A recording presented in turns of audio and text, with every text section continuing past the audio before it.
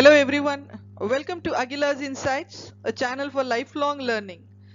Thanks for liking, commenting, sharing and subscribing the channel.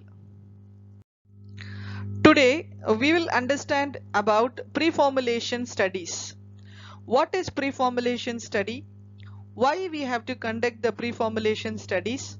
How we can conduct the pre-formulation studies? Development of a medicine with a definite dosage form is a long, complex and expensive process. The failure rate is high during this process. To minimize this, it is important to understand the physicochemical properties of the drugs which has to be developed into a dosage form. As a starting point to develop dosage forms, various physical and chemical properties of the drug substance and the excipients has to be investigated. Definition of pre-formulation study. It is nothing but the studies to determine the characteristics of active substance and excipients that may influence formulation and process design and performance.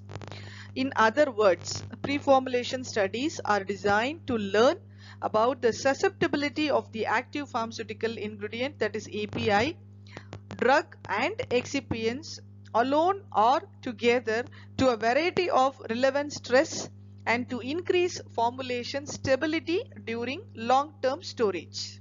Hence, we can take it as learning before doing. Learn about the drug and the excipients before doing into a dosage form. Now let us discuss about the objectives of pre-formulation study. So the objective of the pre-formulation study is to generate data on physicochemical, physico-mechanical and biopharmaceutical properties which relates in, we have listed many points. So I'll list one by one. It is utilized in the selection of drug by getting in-depth knowledge and understanding of the physical and chemical properties of the drug. Next is determining the kinetic rate profile of the drug. Then designing drug system with good bioavailability or development of stable and safe dosage form that can be manufactured on a commercial scale. Then knowing the compatibility of the drugs with excipients. Also selection of analytical techniques and packaging of the product. Let us see the parameters to be studied in pre-formulation. There are two main divisions in study parameter. One is physical and the other is chemical characteristics. In physical characteristics, we have to evaluate various parameters under four main divisions like organoleptic properties, bulk characteristics, solubility analysis and stability analysis. We have to study the color, odor, taste and under bulk characteristics we study physical forms like crystalline and amorphous, polymorphism, particle size and shape, flow properties and hygroscopicity. We will discuss about the ionization constant, that is pKa, partition coefficient, common ion effect under the solubility analysis. Solution state stability, solid state stability, drug excipients compatibility have to be studied under stability analysis. The chemical characteristics like hydrolysis, oxidation, photolysis, racemization and polymerization has to be studied. We will discuss in detail one by one. The color, odor and taste of the new drug must be recorded using descriptive terminology. It is important to establish a standard term to describe these properties. Some of the examples we can see in the table like various descriptive terms for colors, off-white, pungent, cream yellow, etc. The color of all the early batches of the new drug must be recorded using the descriptive terminology. A record of color of the early batches is very useful in establishing appropriate specifications for later production. For unpalatable drug use of less soluble chemical form or suppress it by flavors, excipients, coating, etc. Drug substances which irritating to skin should be handled with precautions. It is very simple to understand the physical forms. Atoms are arranged in regular and repeating patterns in 3 dimensions are called crystalline, whereas atoms randomly placed without a regular atomic arrangement or disordered is called as amorphous. Crystallinity can be classified as internal structures, example cubic, tetragonal, hexagonal, rhombic, etc. and solid habits like platy, needle, tabular, prismatic, bladed, etc. Changing the internal structures alter the crystal habits. Changing the chemical form, example salt formation, alter both the internal structure and crystal habit.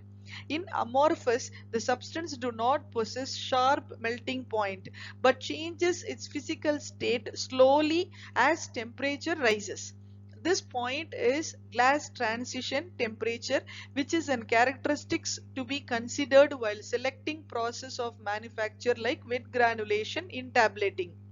The ability of the compound to crystallize as more than one distinct crystalline species with different internal lattice and different crystal form is called as polymorphism.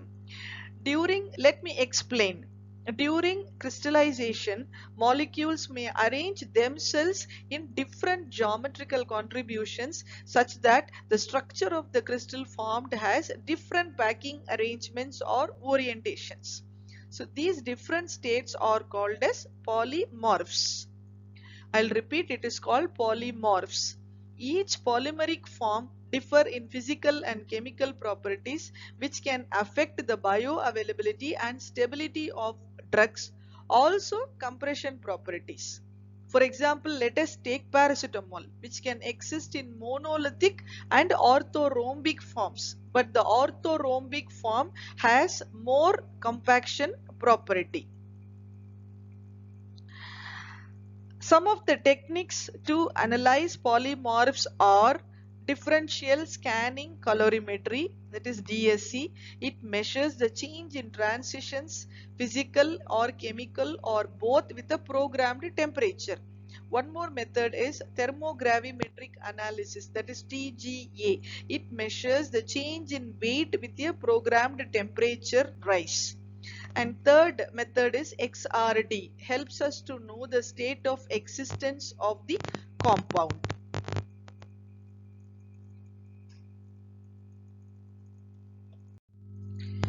You can see the image. In this image, different crystals, internal structures like cubical, octahedral, rhombic, hexagonal, trigonal, etc. can be seen.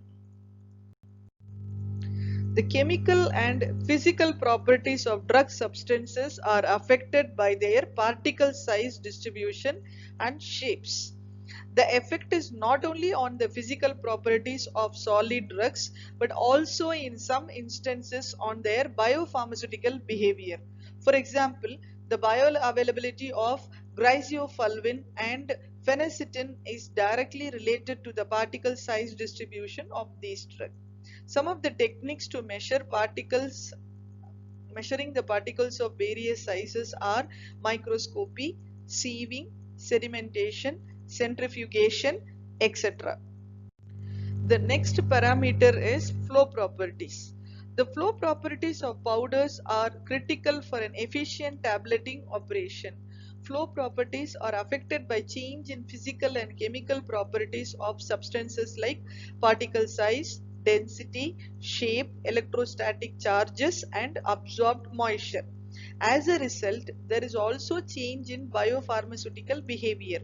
A good flow of the powder or granules to be compressed assures the efficient mixing and acceptable weight uniformity of the compressed tablets. If a drug is identified at the pre-formulation stage to be poorly flowable, the problem can be solved by selecting appropriate excipients. In some cases, drug powders may have to be pre-compressed or granulated to improve their flow properties. It is characterized by some of the methods like angle of repose, Carr's index, hoarseness ratio, etc. Next parameter is hygroscopicity. Materials having the capacity to retain water with respect to relative humidity is called hygroscopicity. For example, starch. Starch powder, if dried and exposed to humid environment, it will absorb moisture. When moisture saturated starch is placed in low humid environment, desorption takes place. So this property is very important. Starch is used as an disintegrant in tablet formulations. Their capacity to initiate the disintegration process depends on its swelling capacity, that is depending on moisture content. Thus, a pre-dried starch is more efficient disintegrant than starch which is added in the final formulation having pre-exposed to humid environment. Drug substances and excipients will be stored in warehouse prior to manufacture, that is before the manufacture, and exposed to various humidity before manufacture. Hence, it is very important to determine the moisture absorption characteristics, especially for the substances like excipients like starch. The interrelationship of the dissociation constant, lipid solubility and pH at the absorption site and absorption characteristics of various drugs are the basis of the pH partition theory. Dissociation constant or pKa is usually determined by potentiometric titration. So the majority of the drugs today are weak organic acids or bases. Knowledge of their individual ionization or dissociation characteristics is very important because their absorption is governed to a large extent by their degree of ionization as they are presented to the membrane barriers.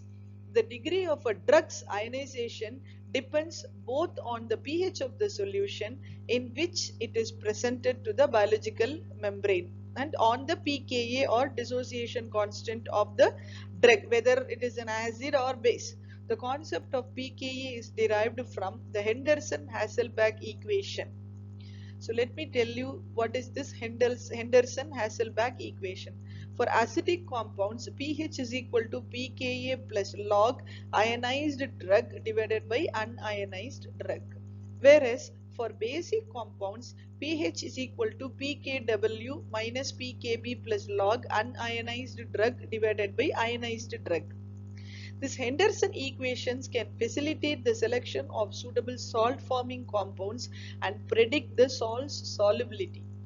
Determination of the ratio of the ionized to the unionized form of a drug molecule. This is useful to predict which form will predominate at different physiological pH. Mostly, the unionized form of the drug is the one absorbed. Consequently, acidic drugs will be absorbed in the acidic media of the stomach and vice versa.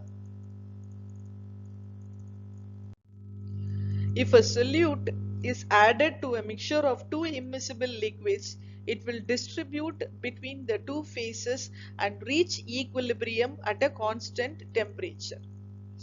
So whatever the sentence I have told, I think now you have understood what it is. Yes, what you guessed is correct. It is partition coefficient.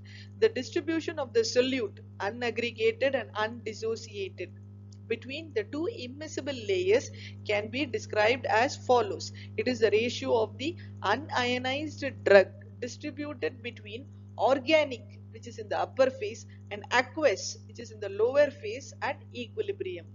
So the study of this partition coefficient helps us to determine the solubility of both in aqueous and mixed solvents. It is applied to a homologous drug series for structural activity relationships in drug absorption in vivo. Next is partition coefficient can also be used in the extraction of crude drugs. Also in the extraction of drugs from biological fluids for the therapeutical drug monitoring. Absorption of drugs from various dosage forms like ointments, suppositories, the transdermal drug delivery systems, and study of the distribution of flavoring oil between oil and water phases of emulsion. So for all this purpose, in order to understand partition coefficient is very, very important.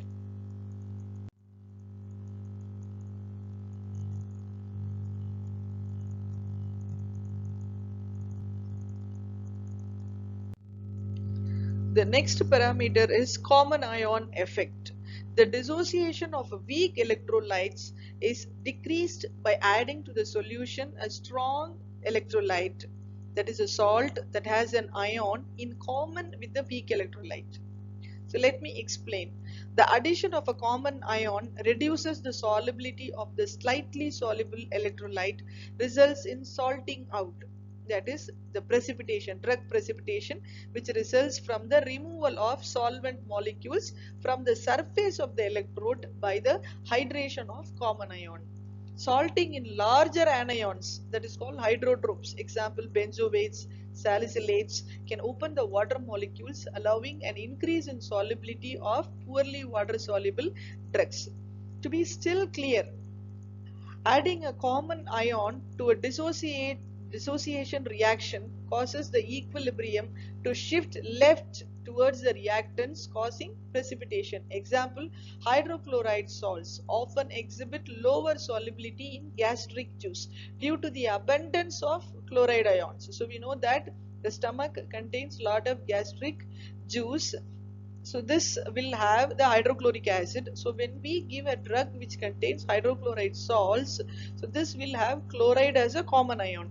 To explore a common ion interaction, the dissolution rate of a hydrochloride salt should be compared in different media when we are testing it.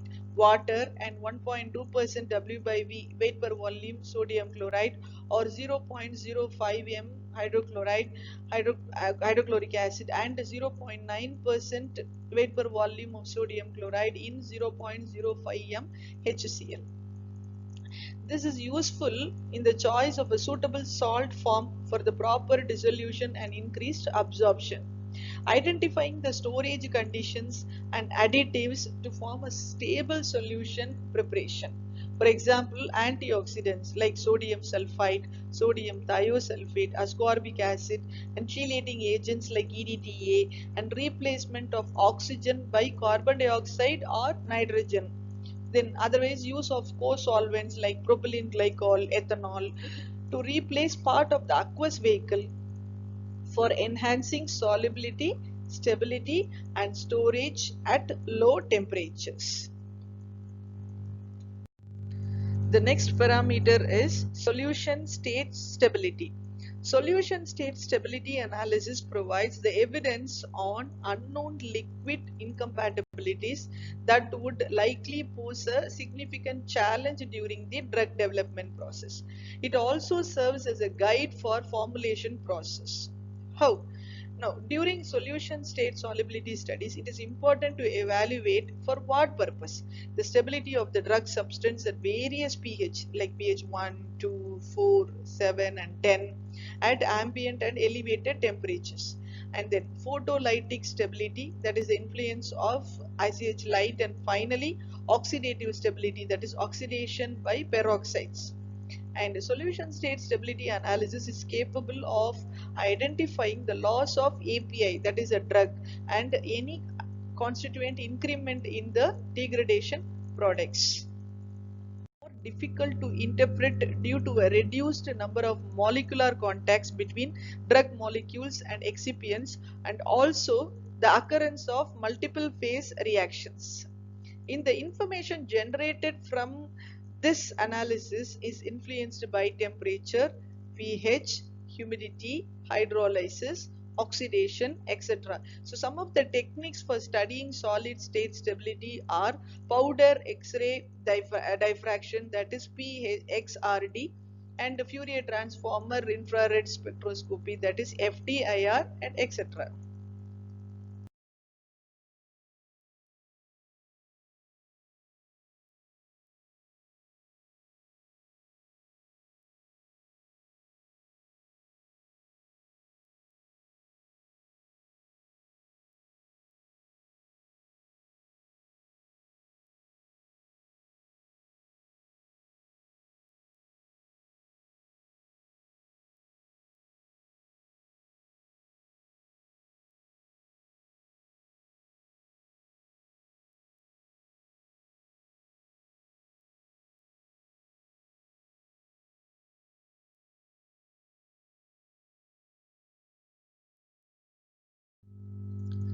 Next, we will discuss about the drug excipient compatibility.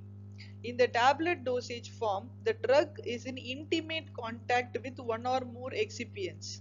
The latter could affect the stability of the drug, that is the excipients. The knowledge of drug excipient interaction is therefore very useful to the formulator in selecting the appropriate excipients. This information may already be in existence for known drugs. What about the new drugs? So for either for new drugs or for the new excipients, the pre-formulation scientists must generate the needed information which will be useful for the further forthcoming researches. So the ratio of the drug to excipients used in these tests is very much subject to the discretion of the pre-formulation scientist. The importance of conducting this study are: any physical and chemical interaction will affect the bioavailability and stability of the product definitely. And we can select the suitable type of the excipient for the drug to develop into a successful dosage form. So some of the analytical techniques used to detect this drug excipient compatibility are thermal methods of analysis like DSC and DTA. DSC is differential scanning calorimetry. DTA is differential thermal analysis, and accelerated stability study or FTIR spectroscopy. Next parameter is hydrolysis. This is the most common degradation pathway since water plays an important role in many processes, especially in solution but also in solid systems where it may be present at low concentrations. Hydrolysis occurs via a nucleophilic attack of the water molecule on labile bonds with a susceptibility dependent on the bond type and decreasing from lactam, ester, amide, imine. So this can be influenced by pH if the molecule is ionizable with maximum instability in the ionized form since it has the greatest solubility and therefore exposure. This leads to a change in hydrolysis reaction rate with pH with the shape of the pH hydrolysis curve related to the underlying chemical processes. If the solvent is not water, solvolysis is also possible, that is if the solvent and compound react. The next parameter is oxidation. Oxidation is an environmental phenomena requiring oxygen or an oxidizing agent, light and trace metals capable of catalyzing the reaction. So it is a very common pathway for drug degradation in both liquid and also in solid formulations. So this oxidation, it occurs in two ways. One is auto-oxidation or the other one is free radical chain processes. If molecular oxygen is involved, the reaction is generally rapid and it is termed as auto-oxidation. Whereas free radical chain process, it happens in steps, like first is initiation, then propagation, then slowly decomposition, and then termination. Then chemically, oxidation is classified as a loss of electron which requires an electron acceptor or oxidizing agent, which could be, for example, iron undergoing a ferric Fe3 plus to ferrous Fe2 plus change. Oxidation reaction usually produce highly colored degradation products which can be detected by eye before chemical detection is possible. So many drugs undergo oxidation. For example, adrenaline produces adrenochrome, which is intensely pink, and the degradation is initiated by free radicals induced by light and further catalyzed by multivalent metal ions. The next interesting parameter is photolysis. Photolysis mechanism of decomposition. That is, electronic configuration of drug overlaps with the spectrum of sunlight or any artificial light, and thereby energy is absorbed by electrons and it goes to the excited state. So they are unstable and release the acquired energy and come to the ground state and decompose the drug. Photosensitization means, what is the meaning of photosensitization? So it is a molecule or excipient which absorbs energy but do not participate themselves directly in the reaction but pass the energy to the other, that will cause cellular damage by inducing radical formation. Photosensitizer energy transfer, that is energy transfer, convert oxygen from its ground state to a single excited state. Generally superoxide molecules, which is an anion radical, and it acts as a powerful oxidizing agent. Some of the decomposition pathways are, I'll just list the some of the photo decomposition pathways and one example. So N alkylation. Example is diphenhydramine, chloroquine, methotrexate. For dehalogenation, example is chlorpropamide, furosemide. For dehydrogenation of calcium channel blocker, that is nifedipine solution, nitrophenylpyridine with loss of water. Rapid yellow color, that is yellow color to brown is formed. The next parameter is racemization. Very simple to understand, that is the interconversion from one isomer to the another can lead to different pharmacokinetic properties, that is ADME, absorption, distribution, metabolism, excretion, as well as different pharmacological and toxicological effect. So example we will see for epinephrine.